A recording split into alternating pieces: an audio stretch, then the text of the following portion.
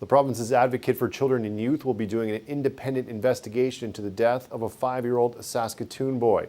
On Monday, Ahmed Sadiq Elmi died in a pond near Dundonald School. The boy was born in Prince Albert and moved to Saskatoon with his family this summer. Corey O'Soup is the children's advocate. He joins me now from our newsroom in Saskatoon. Thanks for joining me, Corey.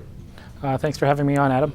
Now, Corey, the Saskatoon Public School Division asked you to investigate the boy's death. I want to know if you would have done this if not asked. You know, there's a few things that I guess make us start an investigation into a child's death.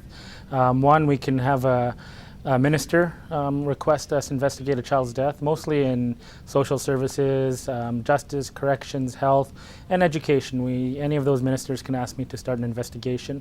A concerned parent, a concerned member of the community can call and make a request. Or we can actually start our own investigation into whatever happened here, you know, and either of those can actually make us start the investigation. So, but what kind of made us start this one was a conversation that we had with the school division that I had with Mr. McDougall, the Director of Education, and he wanted an independent lens on this particular case because, you know, it's difficult for a school division to investigate themselves, and also they really wouldn't have, you know, a whole lot of expertise when it comes to investigating a child's death.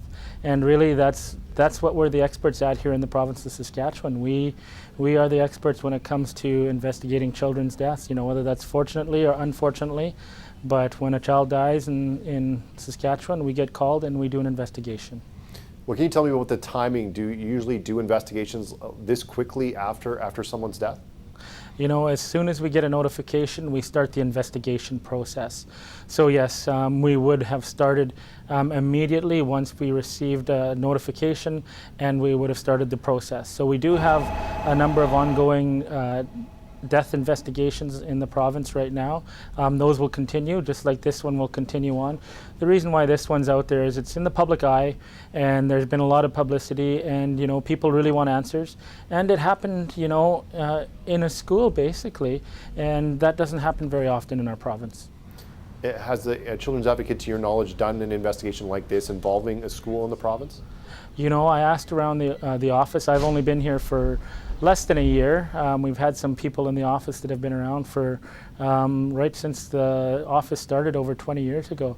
And this is the first time that we're doing this type of an investigation in a school in our education system. Will the information you find in your investigation, will that be made public? You know, we're going to take a number of things into factor while we make that decision. First, we want to talk to the family, and we want to get their opinion on that. We also want to have a conversation with the school division and get their opinion on it.